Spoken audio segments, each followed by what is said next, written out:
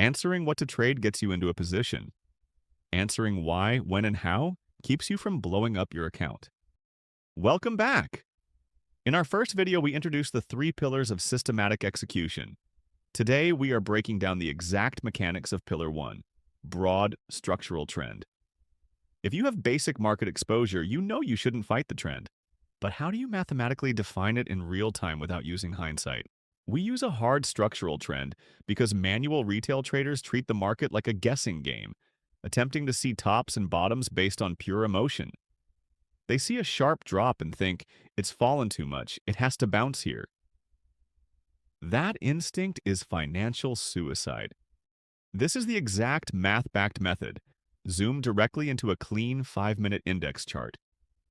Draw a bold horizontal line across the 9:15 a.m. opening price. Then, overlay a sharp moving line highlighting the median baseline of the last 20 candles. This specific 20-candle median and 9:15 open bias isn't a gut feeling. It is a statistical weapon. Markets move too fast for human instinct. If you are relying on your eyes to read price action, you are already losing to machines running high-speed probability models. To survive, you stop trying to predict the future. You start calculating the highest probability path. We don't guess if the market goes up. We map the structural footprint where the data-driven probability of an up move outweighs the down. This logic is our baseline. It's how we transform market volatility from a risk into a calculated, predictable edge. You now have the Pillar 1 mechanics, the 20-candle lookback, and the 9:15 a.m. open bias.